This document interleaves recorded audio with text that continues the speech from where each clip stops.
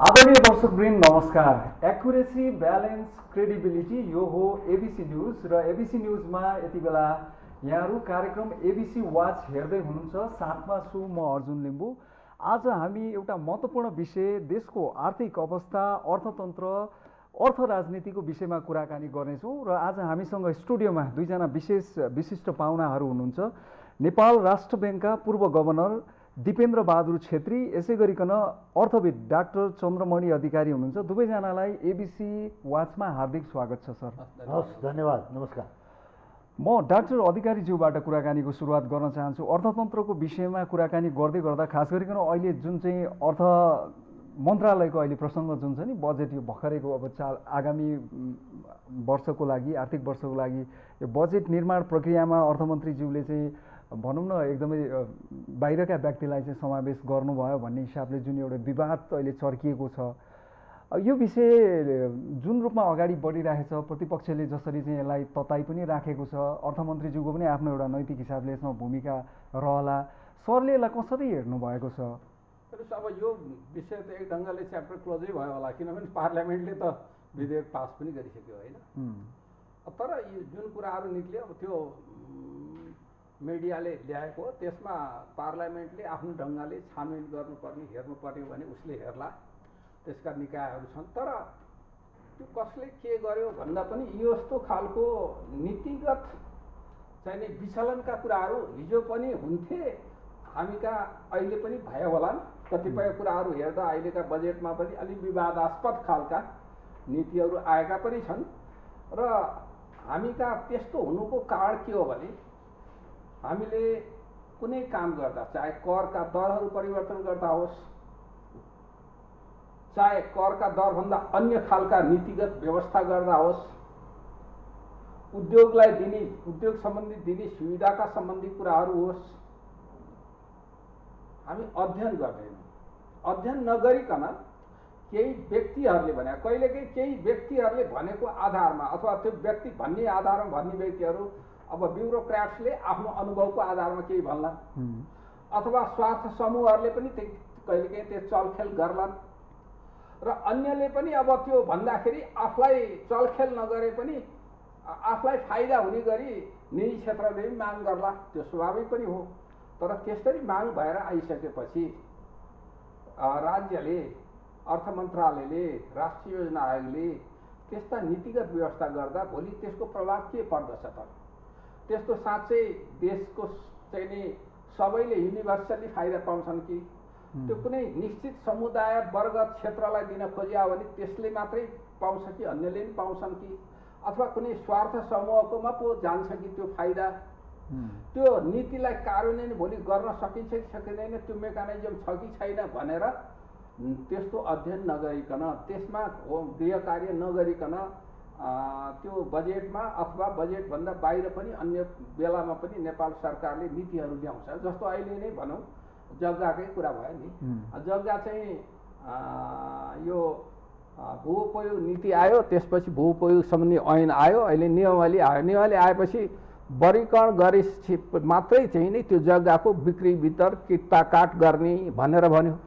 त्यो तर यता वर्गीकरण भइसकेको छैन, तर चाहिँ किता काट रोकिदियो, अथवा चाहिँ नि ब्याङ्कमा मालपोतले अब म त अहिले चाहिँ नि यो रोक्दिनँ यो भनेर भन्यो, अथवा ब्याङ्कहरूले कर्जा दिन मानेनन् भनेपछि त के भयो भने मान्छेले आफ्नो सम्पत्तिको अधिकार प्रयोग गर्न पाएन। कसैलाई उद्योगको लागि पैसा चाहियो होला, कसैलाई चाहिँ आफ्नो व्यवहार चलाउनु पर्ने होला, बेचबिखन गर्नुपर्ने होला, त्यसलाई धितोमा राख्नुपर्ने होला, त्यो रोकियो नि त होइन। त्यसो गर्दा त समग्र अर्थतन्त्रलाई नै प्रभाव पर्छ, मान्छेको सामाजिक व्यवस्थामा पनि प्रभाव पार्छ, व्यक्तिगत हक अधिकारमा पनि प्रभाव पर्छ। अब त्यस कारणले यता सर्वोच्च अदालतले त्यो अहिलेलाई नगर्नु भन्यो। मतलब तपाईँले कुनै नयाँ नीति ल्याएर नयाँ व्यवस्था ल्याएपछि त्यो पुरानो व्यवस्थालाई को विकल्प त्यो प्रयोगमा जाने किसिमले गर्नुपर्छ। यस्तो कुराहरू हुँदाखेरि अनि यो विवादास्पद कुराहरू अब को कति गयो, त्यहाँ गयो, कसले गर्यो भन्ने कुराको व्यक्तिगत कुरामा हामी चाहिँ नि अर्थशास्त्रको विद्यार्थीले त्यहाँ को गयो, कसो गर्यो भन्नुभन्दा पनि नीतिहरू निर्माण गर्दा कुन तौर तरिकाबाट बन्छ, त्यो वैज्ञानिक ढङ्गले बन्छ कि बन्दैन, त्यसको कार्यान्वयन पक्ष भोलि कस्तो छ भन्ने कुरा अध्ययन गरेर मात्रै गर्नुपर्नेमा त्यसो नगर्ने हुनाले अहिलेको विवाद देखिएको हो जस्तो मलाई लाग्छ। र यस्तो विवादहरू र नीतिगत विचलन हुने किसिमले व्यवस्थाहरू चाहिँ पटक पटक चाहिँ भएका छन्। डाक्टर अधिकारीज्यू एकैछिन हजुरलाई रोकेँ, म पूर्व गभर्नर छेत्रीज्यू कहाँ आउन चाहन्छु। यो प्रसङ्ग किनभनेदेखि तपाईँको पनि म यसमा चाहिँ अभिमत लिन चाहेँ। खास गरिकन जसरी यो आयो अब यसलाई छानबिनतर्फ लाने अर्थात् जुन चाहिँ प्रतिपक्षहरूले जसरी आवाज उठाए त्यो हिसाबले गर्दाखेरि उहाँहरूले राजीनामासम्मको कुरा पनि चाहिँ गरेको हो। तर यो अब सामसुङकै हिसाबले जसरी हाम्रो अरू घटनाहरू घट्छन् त्यो पनि यसरी नै सामसुङ हुँदै जाने नै अब यहाँको परिपाटी छ। तपाईँले चाहिँ यसलाई कसरी लिनुभएको छ सर? यो सामान्य नै घटना हो कि तपाईँको विचारमा चाहिँ कस्तो घटना हो यो? अब बजेट निर्माणमा बाह्य पक्षको चाहिँ भूमिका रह्यो भनेर तपाईँले प्रश्न जे गर्नुभएको छ नि, त्यो प्रश्न आफैमा चाहिँ भेग भयो कि हरेकसँग राय सल्लाह त लिइराखेका हुन्छ नि, आह्वान गरेर तपाईँहरूले दिनुपर्ने सुझावहरू दिनुहोस् भने हुन्छ। जहाँसम्म त्यो राजस्व निर्धारण गर्ने कुरो त्यो पनि भोलिपल्ट बजेट पेस गर्नु छ, आधारात्मा यस्तो भयो भनेपछि त आधारात्मा कसले के गर्छ भन्ने कुरो सबै थाहा पाउने पनि संयन्त्रमा चाहिँ विपक्षी छ भनेपछि त निकै तयार रहेछ भन्नु पऱ्यो नि। त्यसपछि त विपक्षीहरूले प्रमाण जुटाएर दिनु पऱ्यो क्या। खालि हो भन्ने भरमा मात्रै त्यसो गरिदिएर त विपक्षीको धर्मै हो नि त त्यो सत्तामा बसेकाहरूलाई एउटा दोष लाउने अनि टिका लगाइदियो होइन, ल हेर ओ भनेर लाउने अनि बाहिर आएपछि कालो मुसो दल्ने। यो चाहिँ वास्तवमा विपक्षीहरूको त धर्म हो। तर पनि यदि यस्ता कुराहरू प्रमाणित हुन्छन् भने त्यसले चाहिँ के गर्छ भने जसरी कालाबजारियाहरूले भोलि बजेट पास के अरे चाहिँ पेस हुँदैछ भने आजै सामानहरू लुगाएर बस्छन् कि अनुमानको भरमा है। अब त्यसैलाई पनि भन्दै भयो नि त, अर्थमन्त्रीले केही कुरो चुहाएको रहेछ र पो बजारमा एकदम अभाव सृजना भयो। प्रत्येक वर्ष हुन्छ नि त्यस्तो कुराहरू। त्यस कारणले अब जहिलेसम्म यसलाई बिना कुनै शङ्का रहित ढङ्गबाट प्रमाणित गर्ने सबुतहरू आउँदैनन् अनि त्यति बेलासम्म त्यो चाहिँ विपक्षीले आफ्नो धर्म निर्वाह गरेको बाहेक अरू भन्न सकिने परिस्थिति चाहिँ हुँदैन। सर यो सँगसँगै जस्तो अब अहिले एउटा महत्त्वपूर्ण विषय पेट्रोलियम पदार्थको यो जुन विश्वव्यापी कारणै भनौँ जसरी चाहिँ यो मूल्य वृद्धि भइराखेको छ, अब अत्यन्त अहिले त रेकर्ड लेभलमै छ होइन। अब पेट्रोलको तपाईँ 179 रुपियाँ चाहिँ पुगेको अवस्था, यसले समग्र अर्थतन्त्रमा मुद्रास्फीतिका कुराहरू इन्फ्लेसनका कुराहरू होलान्। अब यसले चाहिँ हाम्रो अर्थतन्त्रमा किनभने सर्वसाधारण सबैको जीवनमा यसले त असर पार्ने भयो नि त, यसलाई चाहिँ यहाँले कसरी हेर्नु भएको छ? यो एकदमै निरन्तर बढिराखेको यो मूल्य छ जुन अहिले यो 11औँ महिनाको हो तथ्याङ्क तपाईँले हेर्नुभयो भने 2,82 खर्ब बराबरको पेट्रोलियम प्रोडक्ट चाहिँ वास्तवमा आयात गरिएको छ र आयात गरिएकोमा सबभन्दा बढी पैसा खर्च गरिएको वस्तुमध्येमा पर्यो। अब त्यो वस्तु हामीले यहाँ उत्पादन गर्दैनौँ है। त्यसमाथि पनि हाम्रो मित्र राष्ट्रले क्रुड आइल लिएर आएर त्यहाँ उ गर्छ प्रोसेसिङ गरेर हामीलाई चाहिने डिजेल पेट्रोल होइन लुब्रिकेन्टहरू लगायतका ग्यास होइन यी सबै कुरोहरू उत्पादन गर्छ। अब एउटा कुरा के भएको छ भने यो सङ्कट आएको बेलामा मात्रै हामीले निधि कुरा गर्दा रहेछौँ, तर उसले पठाउने प्राइस नै कति पारदर्शी छ, त्यसभित्र के कुरा इन्क्लुड भएको हुन्छ भन्ने कुरा हामीलाई थाहा हुँदैन कि। त्यस कारणले त्यो मोनोपोली प्राइस हो कि मोनोपोलिस्टिक हो कि, मोनोपोलिस्ट भनेको 3-4वटा मिलेर प्राइस निर्धारण गर्ने, मोनोपोली भनेको एकजनाले मात्रै जे भने ठप्प लाउने होइन हो। त्यो कुरो नि बुझ्नु पऱ्यो भनेर म त पहिला यसो यो नीतिगत कतिपय कुराहरू चल्ने यताउता गर्ने बेलामा लौ न भनेको त्यो पाउनै गाह्रो छ भन्ने कुराहरू आउँथ्यो है। त्यसपछि उनीहरूले दिएको मूल्य हामीले चाहिँ यहाँ फ्लोट गर्नुपर्ने कुरो हो। अब जहाँसम्म वृद्धि भयो भन्ने कुरा छ, तपाईँ हाम्रो चाहना के हुँदो रहेछ भने सरकारले 1 लिटरमा नै 68 रुपियाँ चाहिँ त कर लिँदो रहेछ भने त्यो कर घटाइदियो भनेदेखि त अलि राहत हुन्थ्यो नि। मोटरसाइकल र मोटर चढ्नेलाई त अलिअलि राहत होला, तर त्यो मृगौला रोगीहरूलाई फ्रीमा के चाहिँ उपचार गरिदिन्छु, 5,000 भत्ता दिन्छु, ज्येष्ठ नागरिकहरूलाई चाहिँ 68 वर्षै पुगेपछि सोसियल सेक्युरिटी होइन सामाजिक सुरक्षा भत्ता दिन्छौँ भने यी सबै कुराहरू कहाँबाट आउँछन् भनेर हेऱ्यो भने सरकार त फेरि बिलखम्बमा पर्ने परिस्थितिहरू पनि हुन्छन्। यसलाई चाहिँ म तपाईँलाई भनौँ अमेरिकामा पनि यो विषय उठेको रहेछ हालसाल है। त्यहाँको अर्थमन्त्री एलेन भन्ने छन् महिला, उनलाई 1 ग्यालन पेट्रोललाई चाहिँ $5 पर्दो रहेछ है। त्यसमा चाहिँ सरकारले 18 सेन्ट कर लिँदो रहेछ। त्यस कारण त्यो 18 सेन्ट हटाइदिँदा अलि राहत हुन्थ्यो नि भन्ने बजारमा चाहिँ त्यो माग आइराख्दाखेरि उनले के भनिन् भने त्यो 18 सेन्ट त हामीले सडक पुनर्निर्माण गर्ने उसमा चाहिँ खर्च गरेका छौँ भनेपछि त्यो दिन मिल्दैन भन्यो भने अन्त त्यस कारणले अब हामीले त्यो 68 रुपियाँ सरकारले माइनसै गरिदियोस् भन्यो भनेदेखि ट्रेजरीमा चाहिँ के असर पर्ने हो थाहा हुँदैन। अनि त्यो कारणले गर्दाखेरि सरकारले ती सबै कुरा गर्न सक्दिनँ भनेर पनि नभन्ने गर्ने कुरामा पनि जस्तो त्यो 10 रुपियाँ घटायो नि अस्ति पूर्वाधार कर र यी सबै गरेर चाहिँ बल्ल बल्ल गरे हो। त्यो पनि टाइममा नदिया हुनाले आयल निगमले सरकारलाई खुचिङ गर्नको निमित्त बिचैमा मूल्य बढाइदियो र अनि इन्डियाबाट प्राइस आएपछि फेरि दोस्रोचोटि कडाउनुको बेलामा 21 रुपियाँ प्रति लिटर चाहिँ तेलमा बढाएको छ पेट्रोल। सरले अहिले भर्खरै भन्नुभएको एउटा कुरा चाहिँ अत्यन्त महत्त्वपूर्ण लाग्यो, खास गरिकन यो इन्टरनेसनल अटोमेटिक चाहिँ प्राइस एडजस्टमेन्ट भन्ने आएको छ।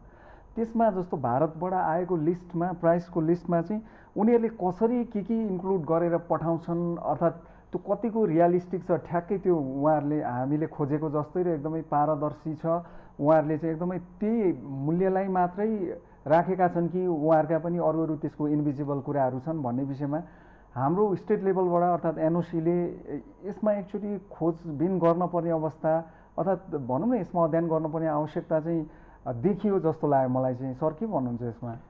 अनि तपाईँले भनेको कुरा ठिक हो र पहिलेदेखि त्यो कुरा चेष्टा पनि गरिया हो, तर मोनोपोली सप्लाई हेर्नुहोस् त हामीले त युग युग हाम्रा नाति पनातिका पालासम्मको लागि हुने गरेर चाहिँ पाइपलाइन बिछाइदियौँ नि त, अन्तबाट अब नल्याउने भन्ने जस्तै कुरो हो। त्यसैले यो एकाधिकार यहाँ सप्लाई गर्ने जुन एकाधिकार प्राप्त गरेका छ हामीले ती सबै कुराहरू उठायौँ भनेदेखि उसले चाहिँ अनेक किसिमका तुर्फान लगाएर आपूर्ति व्यवस्थामा व्यवधान गर्ने हो कि भन्ने पनि छ कि होइन भने अब त्यो पनि डेमोक्रेटिक कन्ट्री हो, हामी पनि बाहिर अनि पैसै तिरेर लिने भए हुनाले त्यो सोधखोज गर्ने हक छ। सैद्धान्तिक रूपले त त्यसो भन्छौँ, तर व्यवहारिक रूपबाट हेर्ने हो भनेदेखि हाम्रो सार्वभौमिकता भन्छौँ नि त्यसो भन्दा भन्दै के चाहिँ लिएका पुलिसहरू नेपालको 12-14 किलोमिटरभित्र पसेर यहाँका मान्छेलाई पक्रेर लिएर गएको घटना छ। एक पटक त बानेश्वरसम्म आएर मान्छे पक्रेर लिएर गयो नि घटना छ। अनि त्यति बेला हाम्रो सार्वभौमिकता कहाँ गयो भनेर कराएर त अर्थ हुँदो रहेछ भनेर बसेका छौँ नि। धेरै कुराहरू त्यसमा सन्निहित छन्, तर पनि हामीले ती कुराहरू टेक्निकल लेभलमा भनौँ न त्यो नेगोसिएसन र वार्ता गर्ने बेलामा चाहिँ यसो गरिदिएदेखि हाम्रा जनताहरूलाई पनि हामीले खुसी पार्न पारदर्शी छ भन्न सजिलो हुन्थ्यो हजुर भनेर अनुनय विनय गऱ्यौँ भने उहाँहरू खुसी हुनुभएछ भनेदेखि त्यो पनि आउन सक्छ कि उहाँहरूको मर्जी। त्यो त मोनोपोली भन्न साथै एकाधिकार भन्न साथ त्यो त भइहाल्छ। डाक्टर अधिकारीज्यू, यो खास गरिकन पेट्रोलियम पदार्थको जुन किसिमको एउटा चाहिँ यो हाइकिङ बढिराखेको छ प्राइस होइन, यसमा धेरै चासो र सर्वसाधारणसित जोडिएको सबै क्षेत्रमा यसले असर गर्ने होइन, त्यो हिसाबले गर्दाखेरि अब बजारको मूल्य हेर्नुहोस् यो चाहिँ कहाँ पुगेको अवस्था छ। अब यसले एउटा विस्फोटको रूप लिएला भन्ने पनि एउटा चाहिँ भनौँ न आशंका क्या तपाईँले अर्थशास्त्रीय दृष्टिकोणबाट हेर्दाखेरि जुन हिसाबले पेट्रोलियम पदार्थले अन्य क्षेत्रहरूमा अन्य आर्थिक गतिविधिहरूमा प्रभाव पारिराखेको छ नि, यसलाई कसरी आकलन गर्नुहुन्छ यहाँले चाहिँ? यसबाट संवेदनशील प्रश्न गर्नुभयो तपाईँले है। वास्तवमा अब यो सरकार भनेको अभिभावक पनि हो कि सरकारले सबै कुरा अब लगेर करमै जोड्नु पनि हुँदैन हो। कर चाहिँ चाहिन्छ, राजस्व नभए राज्य सञ्चालन कसरी गर्ने। तर कुरो के हुन्छ भन्दा तपाईँले कर कति लिने त? मानव एकछिनलाई हाम्रो अर्थतन्त्रको प्रतिस्पर्धात्मक क्षमता कहाँ गएर जोडिन्छ भन्दा त आखिरी ढुवानीमा गएर जोडिन्छ, यातायातमा गएर जोडिन्छ, चाहे चाहिँ नि उत्पादनमा होस्, चाहे परियोजनामा होस्, चाहे दैनिकीमा होस्, त्यही गएर जोडिन्छ। त्यस कारणले गर्दा अब एकातिर हामी पेट्रोलियम पदार्थकोमा कर बेसरी लगाएर पेट्रोलियम पदार्थलाई नियन्त्रण गर्ने, उपभोगलाई नियन्त्रण गर्दाखेरि अर्थतन्त्रमा के प्रभाव पर्ला त?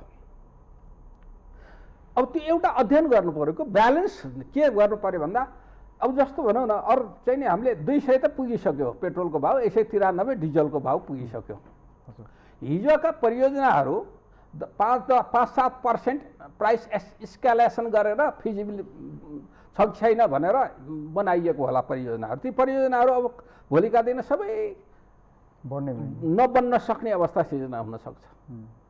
त्यस कारणले गर्दा यो एउटा चाहिँ यसको लागि चाहिँ अहिले दुईटा ढङ्गले सोच्नु पर्यो। एउटा चाहिँ भारतसितको कुरामा हामीले त्यो सम्झौता गर्दा के भनेर सम्झौता गऱ्यौँ त, भारतले तिमीले मलाई पेट्रोलियम पदार्थ दिनुपर्छ, प्रशोधन गरेर मलाई दिनुपर्छ, दिँदाखेरि के चाहिँ नि प्राइसिङ राख्नुपर्छ, त्यसमा प्राइसिङमा के कुरा इन्क्लुड गर्ने भनेर त्यो कुरा त्यसभित्रका कम्पोनेन्टहरू देखाएर पारदर्शी ढङ्गले प्राइसिङ गरेर मलाई दिनुपर्छ भनेको छ कि होइन मलाई त दिनुपर्ने हो, तिम्रो चाहिँ नि त्यहाँको दरमा दिनु के भनेर सम्झौता गरेको छ, त्यो कुरा सम्झौतामा डिपेन्ड गर्छ। एक दोस्रो कुरा चाहिँ हामी जस्तो भनौँ न क्रुड आयल चाहिँ उसले ल्याउँछ प्रशोधन गर्छ भने हामी कहाँ ल्याएर क्रुड आयल ल्याएर प्रशोधन गर्न भारत अन्यत्र देशबाट त्यो पारवन सुविधा प्रयोग गरेर अन्यत्रबाट क्रुड ल्याएर हामी प्रशोधन गर्न सक्ने क्षमता राख्छौँ कि सक्दैनौँ त। हामीले जुन खालको मात्रा बढ्दै गएको छ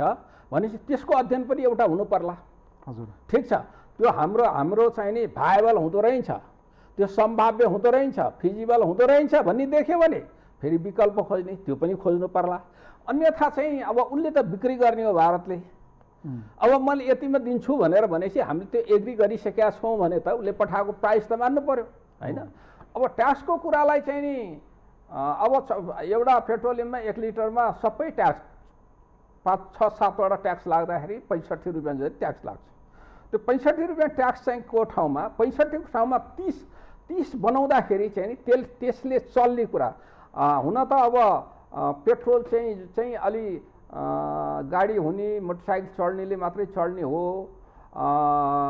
त्यसले पाउँदाखेरि मोटरसाइकल चढ्ने एउटा सीमित वर्गले पाउँछ, मोटर चढ्नेले भन्ने पनि एउटा मान्यता त होला। तर अब चाहिँ अहिले चाहिँ डिजेल त समग्र अर्थतन्त्रको लागि नै आवश्यक छ। तपाईँको अहिले नै इन्डस्ट्रीहरू धेरै त्यो उसबाट जेनेरेटरबाट अहिले पनि चलिरहेछन्, किनभने हाम्रो विद्युतको सप्लाईको गुणस्तर छैन, भन्या जति प्राप्त हुँदैन, सिस्टम प्रणालीलाई हामीले सुधार गरेका छैनौँ। त्यस कारणले अर्को कहिलेकाहीँ चाहिँ अलिकति खडेरी पर्नासाथ नआउने अवस्था पनि अझै पनि बाँकी छ, भारतबाट ल्याउनु पर्ने अवस्था छ। त्यस कारणले गर्दा डिजलको त सबै क्षेत्रमा त्यसले चाहिँ प्रभाव पारिहाल्छ। पेट्रोल पनि अब चाहिँ अत्यावश्यक वस्तु एउटा ठिक छ, सफारी टाइपका गाडीहरू चढ्ने मान्छेलाई त्यो उनै होला, तर आम मान्छे अब मोटरसाइकल भनेको त आधारभूत अत्यावश्यक आधारभूत वस्तु, मोबाइल मोटरसाइकल भनेको स्मार्टफोन भन्ने त भइसक्यो। त्यस कारण त्यसलाई पनि हामीले त्यस्तो ढङ्गले नै अप्टिमिस्टिक ढङ्गले अलि चाहिँ नि नहेरिकन अलिकति व्यवहारिक ढङ्गले हेर्नुपर्छ। हेर्दाखेरि त्यो करलाई एउटा लेमा त्यो घटायो भने त्यसले गर्दा इकोनोमिक एक्टिभिटी चाहिँ यथावत रहेर अन्य क्षेत्रबाट चाहिँ नि हाम्रो राजस्व आउँछ नि त। हामी यसलाई पनि बन्द गरिदिन्छौँ, धेरै ट्याक्स लगाएर यसको आपूर्ति पनि कम हुन्छ, आपूर्ति कम भएपछि यसमा पनि ट्याक्स कम आउँछ, भोलि यसले इकोनोमिक एक्टिभिटीलाई पनि प्रभाव पारिदिन्छ अनि अरू कर पनि कम आउन सक्छ। त्यस कारण यो अलिक बृहत ढङ्गले सोच्नुपर्ने अवस्था चाहिँ आएको छ हेर्नुहोस्। त्यस कारण यो ढङ्गले हेर्दाखेरि सरकार चाहिँ हामी कहाँ कहिले के भने अहिले हाम्रो दिपेन्द्र सरले भने जस्तो कहिले बेला बेलामा हामी केही कुराबाट निकाल्ने अनि त्यो कुरा च्याट्टै छोडिदिने। जस्तो मल कारखानाको कुरा 18 वर्षदेखि मल कारखानाको कुरा भएको छ नि त, भनेपछि मल कारखाना स्थापना गर्न सम्भाव्य छ कि छैन भनेर अध्ययन गरेर सम्भाव्य छैन देखिएन भने त्यो च्याप्टरै क्लोज गरेर विकल्प खोज्नु पर्यो। सम्भाव्य छ भने त्यो स्थापना गर्नेपट्टि लाग्नु पर्यो, सरकार निजी क्षेत्र के लागेर गर्नु पर्यो होइन। अब यस्ता कुराहरू हुन्छ नि। अब हामी अहिलेकै कुरा मैले बाहिरबाट क्रुड आयल ल्याएर हामी पनि राख्न सक्छौँ होइन, क्रुड आयल प्रशोधन गर्न सकिन्छ कि सक्दैन त्यो कुरा पनि हेर्नु पर्यो। अब अर्को कुरा त्यसै गरी चाहिँ तपाईँको राज्य चाहिँ एउटा संरक्षक पनि भएको हुनाले कहिलेकाहीँ एकातिरबाट गुमाउँदाखेरि अर्कोतिरबाट पाउन सकिन्छ। त्यो राजस्व अलि लुज गर्दाखेरि अर्कोतिरबाट इकोनोमिक एक्टिभिटिजलाई यथावत राख्न सक्यो, कम ह्याम्पर गर्न सक्यो भनेदेखि त्यहाँबाट राजस्व आइराख्ला। यो कुरामा अलिकति थप विचार गर्न सक्यो भने, अध्ययन गर्न सक्यो भने राज्यलाई काम पनि गर्न सक्छ। अहिले सरकारले चाहिँ अहिले के भन्छ भने पुरानो जवाफ दिइराखेको छ के, त्यो रेडिमेड पार्लियामेन्टमा गयो, बाहिर पनि पत्रकारलाई पनि अब सरकारका मान्छेहरूले होइन यो त बाहिरबाट बढेर आयो त्यस कारणले हाम्रो बढ्यो भने राज्य जनताले त्यो खोज्या होइन क्या। त्यो कुरा अहिलेको जनतालाई उहाँले भनेको कुरा सबैलाई थाहा छ, एभ्रीबडी नोज है। यो विदेशी उसमा पनि अब 60% अफ्रिकी कन्ट्रिजहरूमा पनि बढ्या छ, युरोपियन कन्ट्रिजहरूमा पनि 30-32% बढ्या छ, अमेरिकामै 1/5 पुगिसकेका छ, नपुग्या होइन। तर जनताले त्यो कुरा खोज्या होइन, त्यो चाहिँ त्यो कुरा हो। जनताले कहाँ कसरी हुन्छ राहत देऊ न हामीलाई अलिकति भने पनि होइन। सबैको यसको चाहिँ के हुन्छ भने ठिक छ, अन्य कुराको मूल्य वृद्धि भयो भने खानेतेलको मूल्य वृद्धि मात्रै भयो भने खानेतेलले त धेरै प्रभाव नपार्ला। तर यो पेट्रोलियम पदार्थ जसको विकल्प हामीले विद्युतलाई बनाउने भनेका छौँ तर बनाउन सकेका छैनौँ, हामीले त्यसलाई भरपर्दो बनाउन सकेका छैनौँ, ग्यासलाई विस्थापित गर्न सकेका छैनौँ। ग्यासलाई 50% मात्रै विस्थापित गर्न सके पनि राज्यलाई पनि राहत हुन्थ्यो, जनतालाई पनि राहत हुन्थ्यो। त्यस कारण अलि बृहत ढङ्गले यस्तो कुरामा राज्यले सोच्नुपर्छ, अध्ययन गर्नुपर्छ, कन्सल्टेसन गर्नुपर्छ र जनताको संरक्षक पनि हो, अभिभावक हो पनि हो म भन्ने किसिमले राज्य चाहिँ सोच्नु चाहिँ पर्दछ। हजुर दिपेन्द्र सर, अघि यहाँले भन्दै हुनुहुन्थ्यो जुन चाहिँ अब आयल निगमले चाहिँ जुन यो सरकारले राज्यले चाहिँ पेट्रोलियम पदार्थमा चाहिँ जुन ट्याक्स चाहिँ लगाएको छ त्यो ट्याक्सको कारण धेरैले एउटा वेलफेयर सिस्टमको हिसाबले हेर्दाखेरि धेरैतिर त्यो राहतको रूपमा पनि गएको छ, पूर्वाधार का क्षेत्रमा पनि त्यो चाहिँ खर्च भएको छ, अर्थात् त्यता पनि ड्र भएको छ त्यो पैसा भन्ने हिसाबले हामीलाई पनि थाहा छ, तपाईँले पनि भन्नुभयो। र अब यहाँ अहिले मुख्यतः यहाँ हाम्रो डाक्टर साहबले पनि भन्नुभयो, अब यस्तो सङ्कटको घडीमा चाहिँ राज्यको भूमिका चाहिँ खालि अब बाहिर बढ्यो तेलको मूल्य अनि यहाँ पनि अब त्यही एडजस्टमेन्ट भयो भने बढ्ने, यो ठ्याक्कै एउटा व्यापारीको मात्रै भूमिका भयो। राज्यले आफ्नो एउटा स्टेटमेन्टसिप अब एउटा दायित्व पनि लिनुपर्छ कि यस्तो बेला, र त्यो गर्नको लागि अब करको पनि अब उपदेयता आफ्नो ठाउँमा छ, तर यस्तो संवेदनशील घडीमा के गर्न सक्ने अवस्था रहला त? अब पेट्रोलियम प्रोडक्ट्सको उपयोगबाट अर्थतन्त्रमा कतिको योगदान पुगेको छ भनेर समग्रमा एकचोटि समअप गर्नुपर्ने अवस्था आउँछ होइन। त्यसो भएपछि त्यसको तुलनामा हामीले कर घटाउँदाखेरि पनि यसमा दिने चाहिँ उपयोगिता बढी नै हुन्छ है भन्ने लाग्यो भने सरकारले कन्सिडर गरे हुन्छ, होइन भने अब यसो हेर्नुहोस् त हामीलाई चाहिँ कर छुट दिनुपर्छ सबै व्यापारीले त्यसो भन्ने होइन। त्यसको अतिरिक्त पाइयो भनेदेखि छड्के हानेर भ्याट स्याट छल्ने यसै केसहरू त प्रशस्त देखिया छ नि त। अब सबै ठाउँमा राजस्वको चुहावट पनि हुँदै जाने अनि सरकारले पनि दिने घोषणा गर्दै जाने हो भने श्रीलङ्कामा त्यस्तै भएको थियो, भ्याट 15% थियो घटाएर 9% ल्याइदिए, आयकर त्यस्तै किसिमले त्यसको चाहिँ घटाइदिएको कारणले सरकारले पाउनुपर्ने राजस्व घट्यो होइन। तर खर्च गर्ने कुरामा चाहिँ के भयो भने सुविधाहरू यसरी बढाउने यताउता गर्ने कुरामा गएको कारणले श्रीलङ्कामा चाहिँ राज्यले मार खाएको अवस्था। हिजो अस्तिको मात्रै त्यहाँको प्रधानमन्त्रीको कुरा गर्ने हो भनेदेखि उहाँले त हाला भएर के भन्नुभयो भने अब हाम्रो अर्थतन्त्रलाई सुधार गर्न सक्ने ठाउँ चाहिँ देखिएन है, 4 अर्ब डलर भारतले दिन्छु भनेको छ सापटीको रूपमा है। अब त्यसैबाट अलिअलि गर्ने भन्ने नि हो भनेदेखि एउटा कुरा हो, 30 करोड र 36 करोड IMF र वर्ल्ड ब्याङ्कले दिन्छु भनेको छ, तर त्यसले पनि छोप लाग्ने अवस्था छैन भनेर जनतासँग पुरा हारगुहार गरेको अवस्था छ क्या। त्यस कारणले यी सबै कुरामा चाहिँ सोच विचार गरेर बरु पेट्रोलियम प्रोडक्ट्सकै कुन कुन क्षेत्रमा चाहिँ खपत घटाउँदाखेरि हुनसक्छ त्यो भनेको जस्तो अहिले पनि एउटा इन्डिकेट त गरेको छ नि उसले। अब सरकारले चाहिँ विद्युतीय गाडी मात्रै किन्ने है, हुन त त्यसले विदेशी मुद्रा झन् बढाउला चाहिँ ह्रास हुनलाई है, बढाउने होला त्यतापट्टि। तर कन्जम्सनको हिसाबले पेट्रोलियम प्रोडक्ट चाहिँ घट्दै गएछ भने होइन त्यसलाई चाहिँ एउटा लेभलमा ल्याउन सकिन्छ भन्ने केही किसिमको अध्ययन छ कि अब त्यतिकै भने हो भने नि यस्तो कुराहरू चाहिँ आउन सक्छ। त्यसो भएको हुनाले अब राम्रो विकल्प पेट्रोलियम प्रोडक्ट्सको के हुनसक्छ भने पक्कै पनि जङ्गलबाट दाउरा ल्याएर पकाऊ भन्न त सकिँदैन, त्यसले वातावरणको प्रदूषणको कुरा त्यो हाबिटलाई फेरि त्यतापट्टि फर्काउन पनि सकिने अवस्था सम्भव छैन छैन। है। तर एउटै कुरो के भने कतिपय विद्युतीय चाहिँ परियोजनाहरू ट्रान्समिसन लाइन नभएको कारणले चाहिँ मेन ग्रिडमा चाहिँ गर्न सकिएको छैन भने होइन। यस्ता कुराहरू त प्राथमिकता साथ लिएर आएर गर्नु पऱ्यो नि त होइन। त्यो एउटा हुन्छ। अनि त्यसपछि पुराना गाडीहरू तपाईँ सिंहदरबारमा जानुभयो भने यत्र तत्र सर्वत्र सबै अफिसहरूमा चाहिँ प्रशस्त देख्नुहुन्छ। तिनलाई विद्युतीय उसमा चाहिँ कन्भर्ट गर्नको निमित्त लागत कति पर्छ र फाइदा के हुनसक्छ भन्ने ढङ्गबाट पनि जाने हो कि त्यस्तै किसिमको प्रदेशहरूमा पनि त्यस्ता कुराहरू देखिन्छ होइन। अनि त्यसले के भयो भने इन्टरनल्ली उत्पादन गरेको विद्युतलाई चुलोमा पनि लान सकिने र अनि विद्युतीय यो चाहिँ सवारी साधनमा पनि प्रयोग गर्ने हिसाब किताब आउन थाल्यो भनेदेखि केही राहत हुनसक्छ। र हुन त यो समस्या नि पेट्रोलियमको लामो समयसम्म जाने होइन कि भन्ने कुरो पनि देखिँदो रहेछ। भने युक्रेन र चाहिँ रुसको युद्ध कहिलेसम्म रहन्छ भन्न सकिँदैन भन्ने कुरा गरिरहेको छ। तर यही बिचमा पनि तपाईँले यसो विचार गर्नुहोस्, रुसले भारतलाई म $35 प्रति ब्यारेलको रूपमा तिमीहरूलाई चाहिँ म क्रुड ओइल चाहिँ उपलब्ध गराउँछु भनेपछि अर्को सुपर पावर अमेरिकाले के भन्छ भने तिमीलाई त्यसले फाइदा हुँदैन, अहिले मात्रै तिमीलाई त्यसो भने हो, कालान्तरमा गएपछि त्यो फाइदा हुन्छ भन्ने देखाएको छैनौँ हामीले। त्यो सबै बजार आफूले लिनु पायो भनेदेखि हुनसक्छ नि त। सबै राष्ट्रले त त्यसरी हेर्दा रहेछन्। हामीले भने आत्मसमर्पण गरेर अर्काले जे भने त्यसैमा सही ठोक्दा रहेछौँ। त्यसले मार खाइराखेको परिस्थिति छ।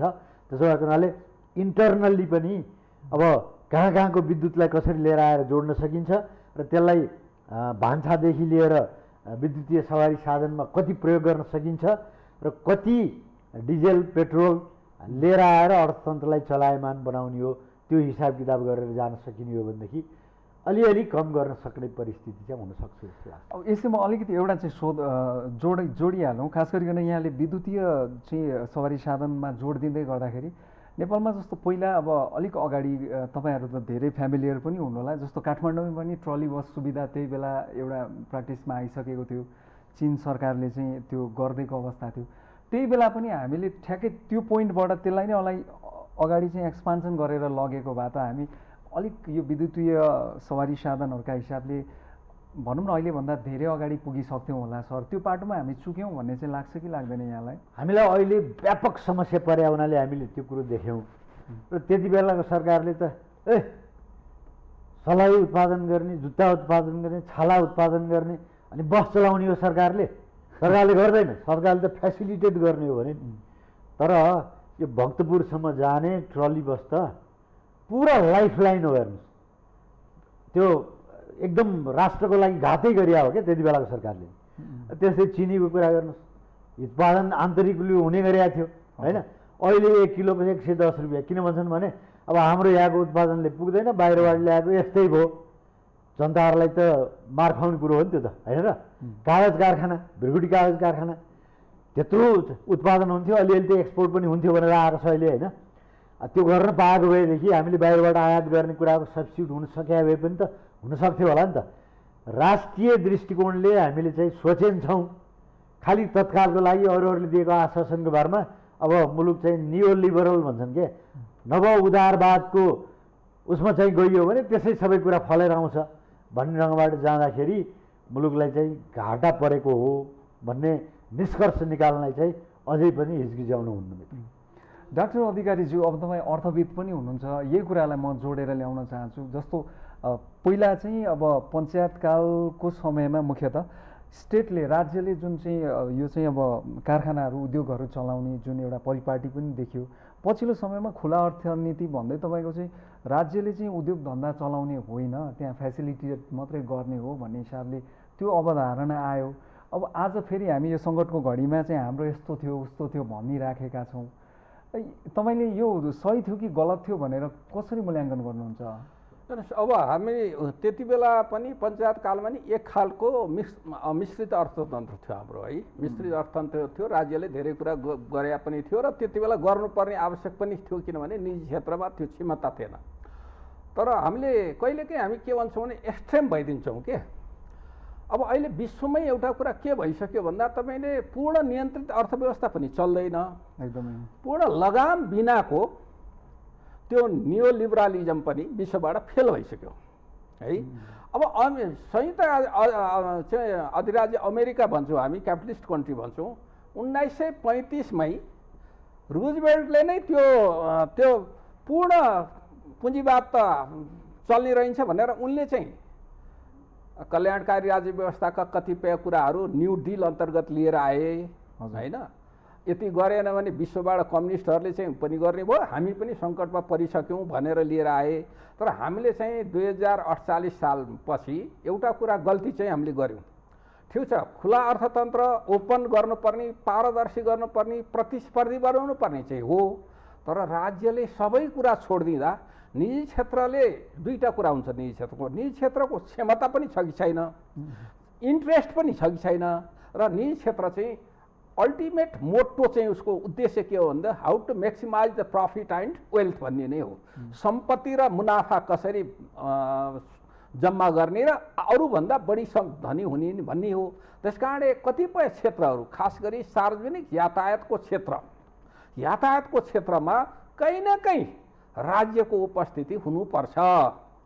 शिक्षाको क्षेत्र, अब हामीले समाजवादी अर्थव्यवस्थाको परिकल्पना गरेका छौँ र समाजवादी देश भनेर संविधानमा लेखा छौँ। समाजवाद उन्मुख अर्थव्यवस्थाको माध्यमबाट समृद्धि ल्याउनेछौँ भनेपछि 5वटा कुरा त मूल कुरा, शिक्षा, स्वास्थ्य, बुढ्यौली, बचपन र अनवान्टेड बेरोजगारीलाई चाहिँ राज्यले हेर्नुपर्छ। त्यो राज्यले त्यसो भयो भने के हुन्छ भने गभर्नेन्स गर्नलाई पनि सजिलो हुन्छ, मान्छे सम्पत्ति थुप्र्याउनेमा जाँदैन। अब दोस्रो कुरा चाहिँ यो त्यसभन्दा बाहेकको यातायातको क्षेत्र, खाद्यान्नको क्षेत्रमै पनि तपाईँले बफर चाहिँ नि जोनहरू खडा गरेर, बफर स्टोरहरू खडा गरेर निजी क्षेत्रले बेइमानी गर्न खोज्यो भने सार्वजनिक क्षेत्रबाट त्यसलाई गर्ने कुरा गर्नु पर्थ्यो। त्यो उसको कुरा गर्नु यहाँले ट्रली बस, हामी त त्यो कहिलेकाहीँ त्रिपुरेश्वर बानेश्वरबाट कामै नपर्दा पनि लागेर चढेर सूर्यविनायक जान्थ्यौँ।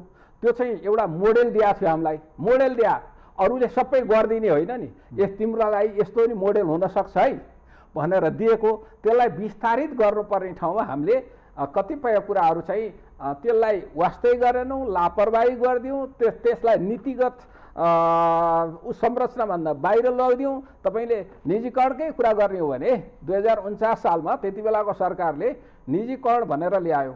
निजीकरण गर्दा उसले के भनेको थियो भने, निजीकरण गर्दा ऐन ल्यायो 2049मा, उसले के भन्यो भने उत्पादकत्व बढाउँछु, उत्पादन बढाउँछु, लगानी बढाउँछु, रोजगारी बढाउँछु, आयात प्रतिस्थापन गर्छु र निर्यात प्रवर्धन गरेर, यो 5वटा कुरा गर्नलाई निजीकरण गरे हो भन्यो।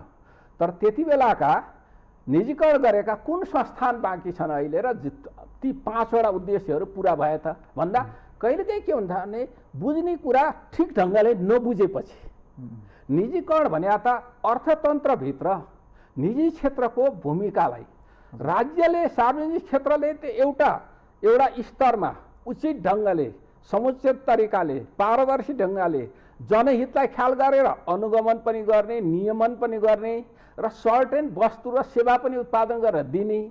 अनि निजी क्षेत्रलाई पनि त्यो चाहिँ एउटा सर्कलभित्र, त्यो एउटा चाहिँ नि स्कोपभित्र चाहिँ निजी क्षेत्र पनि प्रवर्धन हुने, निजी क्षेत्रमा नि नयाँ खालका चाहिँ उद्योगहरू, प्रतिष्ठानहरू आउने खालको वातावरण बनाउने कुरालाई निजीकरण भन्नु पर्थ्यो। अर्थतन्त्रलाई निजीकरण गर्नुपर्ने ठाउँमा हामीले के गर्थ्यौँ, केही संस्थानहरूलाई निजीकरण गरेर एउटा कुनै चाहिँ नि बिजनेस समूहलाई, ग्रुपलाई दियौँ अनि निजीकरण गरेर बस्यौँ। त्यस कारणले गर्दा के हुन्छ भने राज्यले दीर्घकालीन दिगो रूपमा नसोचेपछि यस्ता कुरा हुन्छन्। त्यो ट्रली बस चाहिँ एउटा मोडेल, कागज कारखाना एउटा मोडेलको रूपमा दिएको थियो हामीलाई होइन।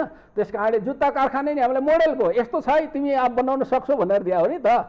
सबै बनाइदिनु त होइन नि, काठमाडौँ नि बनाइदेऊ, भैरवा नि बनाइदेऊ, झापा नि बनाइदेऊ, उसले बनाउने त होइन, मोडेल दिएर यस्तो गरे। अब त्यस कारणले गर्दा यी सबै कुरा जोडिएर कहाँ आउँदो रहेछ भने तेलमै आउँदो रहेछ। फेरि अहिले हामीले के भन्न खोज्यो भने तेललाई त्यति गर्न सक्यो भए त हामीले बिजुली चाँडो उत्पादन गर्ने, बिजुलीलाई त्यो चाहिँ नि खास गरी जलविद्युत र अन्य वैकल्पिक ऊर्जाहरू पनि होला, त्यसको विस्तारित गरेर त्यसको प्रयोग यातायात क्षेत्रमा पनि र अन्य क्षेत्रमा पनि प्रयोग गर्न सकेको भए गजब हुन्थ्यो भनेर हामीले भने। तर 2049 सालभन्दा पछाडि हजुर 2062 सालसम्म सरकारले एउटा मर्स्याङ्दी जलविद्युत आयोजना पछाडि एउटा पनि जलविद्युत आयोजना बनाएन। निजी क्षेत्र आउन सक्ने क्षमता पनि थिएन, त्यो खालका कानुन पनि थिएनन्, त्यो चाहिँ नि वित्तीय क्षमता पनि थिएन, उसित टेक्निकल क्षमता पनि थिएन। त्यति बेला त राज्यले नै सरकारले नै अन्य जलविद्युत आयोजना बनाएको भए यो अभिगत त हाम्रो त हुँदैन थियो। नबनाइ के बस्यौँ भन्दा हामीले अनि निजी क्षेत्र आउँछ भन्यौँ। अब निजी क्षेत्र आउँछ भने निजी क्षेत्र त हामीले नाफा हुने ठाउँमा आउने हो, क्षमता भए आउने हो। अहिले त निजी क्षेत्र सबै हामीले अपेक्षा गरे जस्तो चाहिँ निजी क्षेत्र आएको छैन नि हामीले, होइन? तपाईँ पूर्वाधारको क्षेत्रमा निजी क्षेत्र आउनु पर्ने भनेको छौँ। अहिले नै सुरुङमा कहाँ पिपी चाहिँ नि साझेदारी गराउने भनेको छ, एउटा पनि हुँदैन। हेर्नुहोस्, किन निजी क्षेत्र त अहिले विश्वमै कस्तो भइसक्यो भने एक ढङ्गले, होइन? चाँडो ओभरनाइटली पैसा कमाउनेमा गइसक्यो। तपाईँले नेपाल मात्रै होइन, किन गयो भन्दा फोर्ब्स पत्रिकामा हेर्नुभयो भने तपाईँले बिलियनरहरूको नाम आउँछ लिस्ट, त्यहाँ हेर्नु भने के देखिन्छ थाहा छ?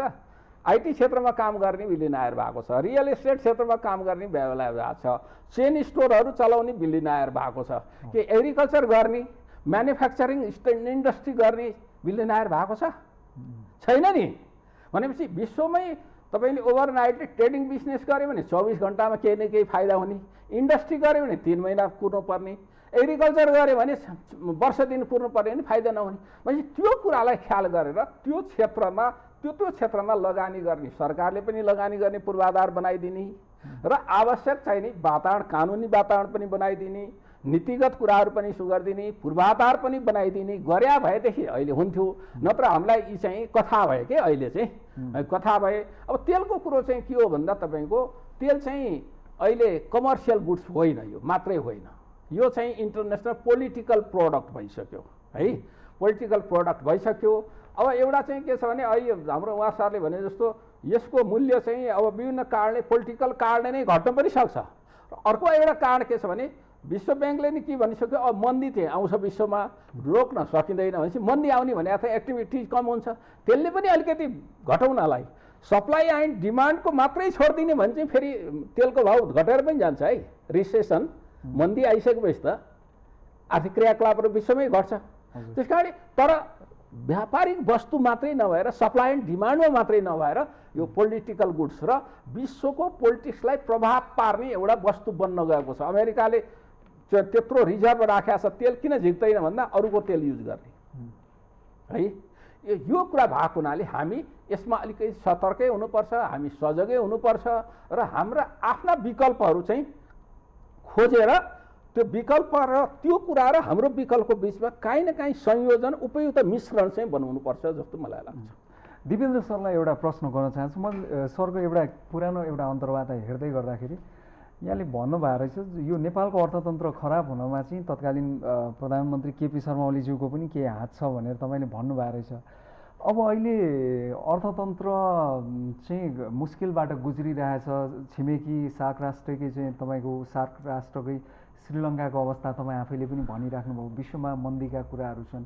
हाम्रो अर्थतन्त्र अहिले जसरी गुज्रिरहेछ नि सर, हामी जस्तो ठ्याक्कै श्रीलङ्काको बाटोमा चाहिँ नजाला कि भनेर धेरै अर्थविदहरू पनि भन्नुहुन्छ। त सङ्कट हामी कुन लेभलको सङ्कटमा छौँ सरले के यो गर्नुभएको छ? मैले पूर्व प्रधानमन्त्रीज्यू तपाईँले जसको नाम लिनुभयो उहाँको विषयमा भनेको कुरा के थियो भने नेपाली जनताले लामो समयसम्म राजनीतिको अस्थिरता खेपेर आयौँ, कहीँ पनि उद्देश्य अनुसारको काम हुँदै भएन, जहाँ पनि नेपाली जनताले मार खानुपर्ने परिस्थिति आयो। त्यसकारण तपाईँहरूलाई हामीलाई दिनुहोस् मत, हामी गरेर देखाइदिन्छौँ भन्नुभएको थियो। अनि त्यही अनुसार जनताले त 2/3 त दिए नि त एकचोटि त एकदमै है। 2/3 दिइसकेपछि उहाँहरूले इमान्दारितापूर्वक ती जनताले गरेको अपेक्षा अनुसार है हलो कुटो कोदालो लिएकालाई अब आधुनिक किसिमको कृषि औजार, मल बिउ समय दिएर उत्पादनमा यसरी बढाउँ भनेर लगिदिया भए जाति हुन्थ्यो होला होइन। उद्योग धन्दामा अब अहिले यसरी आइराखेको छ, आधारभूत वस्तुहरू उत्पादन गर्नलाई सकभर हाम्रै आफ्नो मेहनतबाट गर्न सक्ने ठाउँमा जाउँ भनिदिएको भए जाति हुन्थ्यो। यी सबै कुरा गर्नलाई त उहाँलाई त केही छेकेकै थिएन र मलाई लाग्छ अर्को 20 वर्षसम्म नेपाली जनताले उहाँप्रति कृतज्ञता ज्ञापन गरेर ओहो ल तैँले चाहिँ वास्तवमा गर्नै खोज्या रहेछस् गर्दो रहेछ भन्ने हुन्थ्यो। अब त्यो त के रहेछ भने संविधानले जहिलेसम्म प्रत्याभूति दियो 2 वर्षसम्म अविश्वासको प्रस्ताव ल्याउन हुँदैन है, त्यति बेलासम्म हामी ठ्याक्क लगाएर चाहिँ अफिम खाएका मान्छे जस्तो भएर बस्यौँ। जब 2 वर्ष काटेको थियो है, अनि त्यहाँबाट त्यहाँभित्र त सुरु हुन थाल्यो नि त तर म, अनि फेरि राजनीतिक अस्थिरता सुरु भएको हुनाले उत्पादनको क्षेत्रमा पनि हामीले लक्ष्यअनुसार काम गर्न सकेनौँ होइन। अनि त्यसपछि बन्द व्यापार, डिप्लोमेसी, सुरक्षा यी सबै कुरामा भत्याभङ्ग हुने भयो।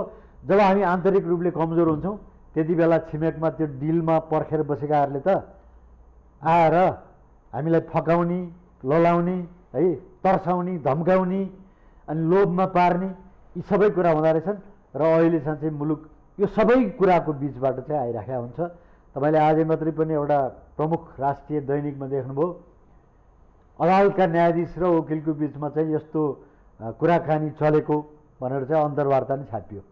यदि त्यो कुरो साँचो रहेछ भनेदेखि होइन, मिलिट्रीको विषयमा त अस्ति भर्खर देखियो नि त, त्यो चाहिँ एसपिपी भन्नेमा होइन यस्तो सम्झौता गरेकै छैन भनेर अघिल्लो दिनमा भनियो होइन, औपचारिक रूपले नै। त्यसको भोलिपल्ट जब त्यो छापिएर आयो, हे तेरिका यो त अर्कै सन्दर्भमा भनिया हो, भूकम्पले त्यति बेला थिलो पारे हुनाले उनीहरूसँग सम्झौता गर्दाखेरि केही हामीले ऊ पनि टेक्नोलोजी पनि प्राप्त गर्छौँ अनि भौतिक सुविधा पनि प्राप्त गर्छौँ कि भनेर गरेको हो कि जस्तो देखिया छ। तर अहिले चाहिँ हामी प्रतिबद्ध छैनौँ। अनि कुन चाहिँ निकायलाई हामीले चाहिँ वास्तवमा अब भर गर्ने त? राजनीतिज्ञहरू त माथ खाएर पाखा लागिहालेको थियो, अर्कै कुरा।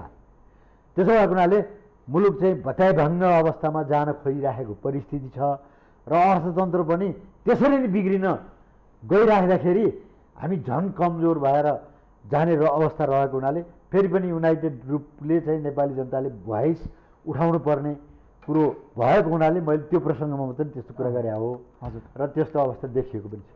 त्यो सरकार उहाँले नेतृत्व गर्नुभएको सरकार गइसकेपछि आएको सरकारबाट पनि तात्विक रूपमा त त्यति ठुलो परिवर्तन त देखिराखेको छैन नि होइन र सर?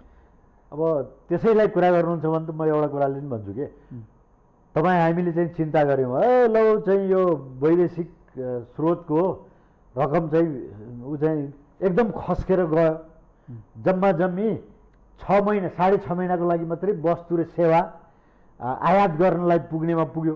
11 महिनाको छोडेका थियौँ भन्नुभयो उहाँले है।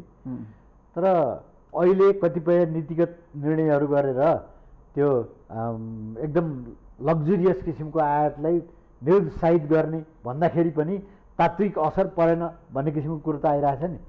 अब यसले चाहिँ के हुँदो रहेछ भने त्यो तत्कालै त्यो नीतिगत कुराहरू चाहिँ कार्यान्वयन हुने यताउता रिजल्ट देखाउने हुँदो रहेछन्। त्यो त के भने वर्षौँसम्म हामीले लिएका नीतिको कारणको असरले गर्दाखेरि यी सबै हुँदो रहेछन् भन्ने देखियो। अब वर्षौँसम्म त को थिए भन्दाखेरि तपाईँ हामीले अहिल्यै नाम लिएकै व्यक्तिहरू त वास्तवमा शासन चलाएर बस्थे नि त होइन। त्यसो भएको हुनाले तत्कालकै लागि रिजल्ट खोजेर चाहिँ हुँदो रहेछ र विगतका नीतिहरूलाई पनि हामीले पुनरावलोकन गर्नुपर्दो रहेछ भन्ने कुराहरू आउँछ। र अहिलेकै सरकारको लागि पनि साँच्चै नै नाकमा ठोस्ने किसिमको कुरा गर्ने हो भने त यो विदेशी मुद्राको सञ्चिति यसरी घट्यो भनेर हल्ला गर्ने बेलामा नै हाम्रो मुलुकलाई नचाहिने ढङ्गबाट छोहरा, सुपारी अनि यो चाहिँ के अरे मरिच, केराउ आयात गरियो भनेको छौँ नि त होइन। अब त्यसमा पनि विदेशी मुद्रा खर्च गरे हुनाले अब कसैलाई पनि त्यो टाउको दुख्ने त हुँदो रहन्छ होइन। अब त्यो बाहिर बसेर फ्याउरो जस्तो हामी कराएर त्यो घट्ने अवस्था त रहन्छ भन्ने पनि देखियो नि। त्यस कारणले हिजोका सरकार पनि आजका सरकारलाई पनि वास्तवमा टाउको दुखाइ अर्थतन्त्र बिग्रियो भनेर रहेनछ कि भनेर सोच्नुपर्ने परिस्थिति चाहिँ देखिया छ। डाक्टर अधिकारीज्यू, अब यो मन्दीको कुरा तपाईँले पनि अघि विश्वव्यापी रूपमा नै त्यो एउटा आकलन पनि गरिँदैछ, श्रीलङ्काको उदाहरण पनि छ, नेपालमा पनि अब त्यो धेरै अर्थविदहरूले त्यसरी पनि चाहिँ प्रक्षेपण गरिराख्नु भएको अवस्था छ। के छ आर्थिक मन्दीको सम्भावना देखिराख्नु भएको छ तपाईँले? आर्थिक मन्दीको सम्भावना, आर्थिक मन्दी भन्दा नि अझ त्यो त्यो त्यो अलिकति त्यो अर्को जोडी आउन लाग्यो कि स्टागफ्लेसन भनेको चाहिँ तपाईँको आर्थिक मन्दीमा चाहिँ सबै डिमान्ड पनि घट्छ होइन, वृद्धि पनि घट्छ। तर हामी कहाँ चाहिँ कस्तो भने माग चाहिँ नघट्ने, वृद्धि घट्ने, त्यसले चाहिँ के हुन्छ भन्दा त्यो जीवन स्तरलाई अचाक्ली चाहिँ नि कष्टकर बनाइदिन्छ। त्यसको कारण के पनि रहेछ भने हाम्रो विश्वमै मन्दी त समग्रमा मन्दी नै आउने हो, तर हामी कहाँ चाहिँ स्ट्यागफ्लेसन भनेर त्यो चाहिँ नि अझ चर्को जोडी आउने सम्भावना देखिरहेको छु मैले। त्यो किन पनि भएर छ भने अहिले पैठारीको कुरा भयो, अझ यतातिर राष्ट्र ब्याङ्कले र नेपाल सरकारले विभिन्न खालका नियन्त्रणात्मक व्यवस्था गर्दा गर्दै पनि आयात किन घटेन भन्ने कुरा आयो है। एउटा कुरा नीतिगत कुराले मात्रै हुन्छ, नीतिगत एउटा प्र्याक्टिस सुरु गरेपछि त्यो प्र्याक्टिसलाई फेरि बदल्न समय लाग्दो रहेछ भन्ने कुरा पनि अघि भयो। र त्यो साथसाथै अर्को एउटा कुरा मैले के देखाएको छु भने हामी कहाँको जुन हाम्रो अर्थचरित्र, हाम्रो चाहिँ आम्दानीको स्तर, जनताको आय स्तर र उपभोगको शैली हेऱ्यो भने के देखिन्छ भन्दा हाम्रो चाहिँ लचकता छैन। हाम्रोमा मागमा लचकता हुनलाई के चाहिन्छ भन्दा तपाईँको चाहिँ नि जुन कुरा नभए पनि हुने जीवन चल्ने खालको बाहुल्यता भयो खरिदमा भने चाहिँ भइगयो। यो म आज चाहिँ नि राम्रो एकदम राम्रो सुट लाउँथेँ, 3-4वटा सुट लाउँथेँ, अब म 2टै सुट लाएर बस्छु।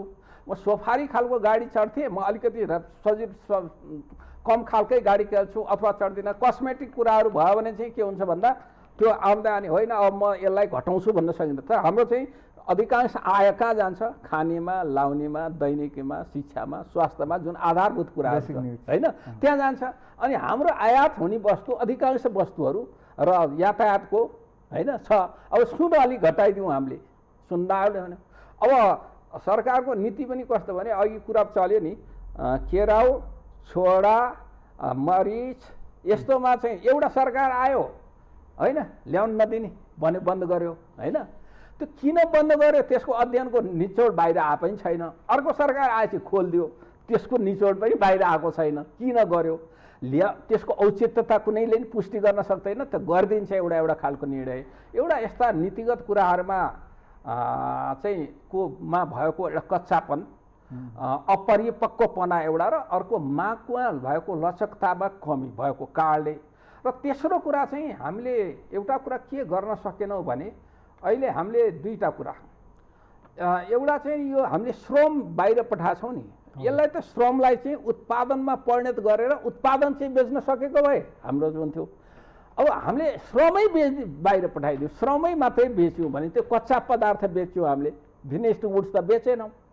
अब अहिले त्यसले गर्दा अब यहाँ चाहिँ नि विश्वमै महँगी भयो, विश्वमै मन्दी आएपछि हामी कहाँ पनि त्यसको स्वतः प्रभाव किन पर्ने भयो भने सरकारले अहिले कृषिलाई बडो प्राथमिकता दिएको छु भनेको छ है। बजेटमा दिएको पनि छ, भाषामा हेर्दा दिएको पनि छ, रकम पनि केही हिजोको जत्तिकै त्यही अनुपातमा छुट्याएको छ। रकम बढे पनि 18 खर्ब करिबको बजेट आयो हुनाले त्यसको अनुपातिक हिसाबमा त कृषिमा बजेट बढेको छैन, तर रकम बढेको छ।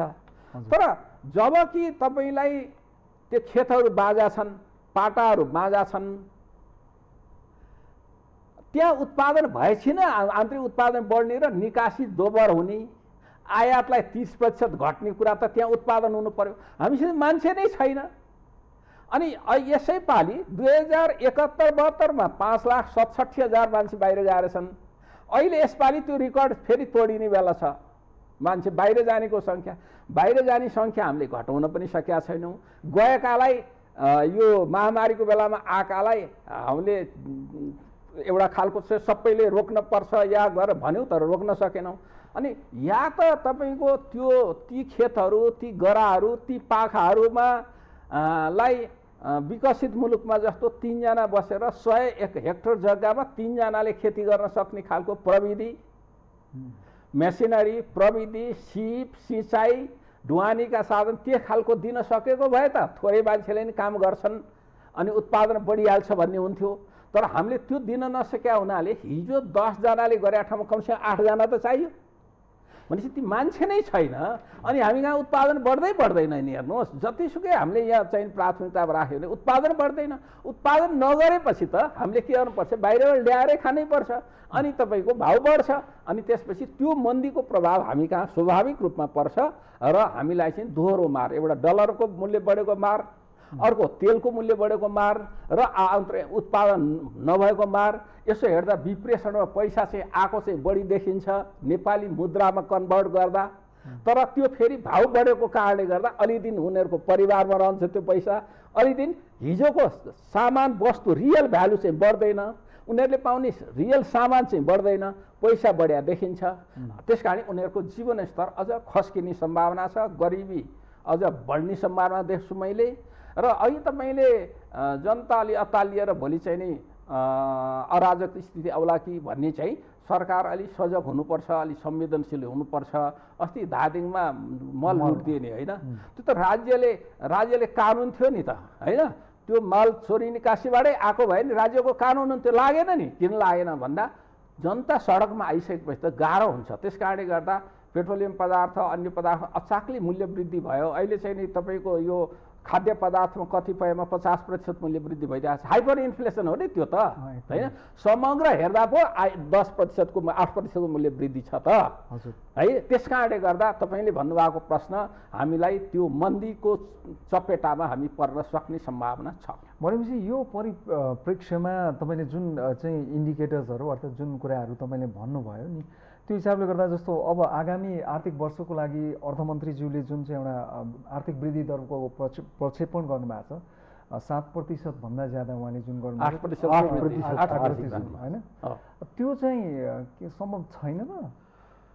त्यो सम्भव गाह्रो देखाएको छ। चुनौतीपूर्ण आन्तरिक उत्पादनै नभइकन तपाईँको सबै कुरा मूल्य बढाएको छ। अर्को चाहिँ तपाईँले मानव 8% मूल्य वृद्धि भयो भने के अरे त्यो वृद्धि भयो भने नि, आर्थिक वृद्धि 8% भयो भने नि तपाईँको मूल्य वृद्धि 12% पुग्यो भने त्यो 8%ले के काम गर्छ त? अहिले नै 8%, 7.87% अस्ति 10 महिनाकोमा आयो, 8% बनाऊ। र नेपालको मूल्य वृद्धि चाहिँ मैले सरसर्ती अध्ययन गर्दा सरकारले 8% भन्यो भने वास्तविक मूल्य वृद्धि 10% हुन्छ। 10% किन हुन्छ भने उहाँ पनि चाहिँ हाम्रो पूर्व गभर्नर साहब हुनुहुन्छ नेपाल राष्ट्र ब्याङ्क। किन हुन्छ भने नेपाल राष्ट्र ब्याङ्कले जुन मुद्रास्फीतिको CPI कन्ज्युमर प्राइस इन्डेक्स निकाल्छ त्यसमा कतिपय कुराहरू क्याप्चर गर्दैन। म तपाईँलाई उदाहरण भन्छु। यी काठमाडौँ भ्यालीमै कति रुपियाँ भन्यो? 7 रुपियाँ दिने भन्यो, पैसा त 20 रुपियाँ दिनुपर्थ्यो जनताले। त्यो राष्ट्र ब्याङ्कले त त्यो 15बाट 17 बढाएर हिसाब गर्यो, त्यो 3 रुपियाँ जनताले थप्या त राष्ट्र ब्याङ्कको हिसाबमा त आएको छैन। तपाईँ बाहिर जानुहोस्, यहाँबाट चाहिँ नि के अरे नेपालगञ्ज जाने भन्नुहोस्, अरू बेला चाहिँ कति ल्याएको थियो भने 800, अहिले त बर्खाको टाइम छ, तेल पनि राम्रो पाएको छैन, त्यस कारणले म के अरे 1600 पर्नेमा 2000 लिन्छु भन्यो। त्यो 1600 को हिसाब राष्ट्र ब्याङ्ककोमा आएको छ, तर त्यो 2400 को त आएको छैन। त्यस कारणले 2% जति टोटलमा मतलब 25% जति भनेको 8 छ भने 10 हिसाब गर्नुपर्छ।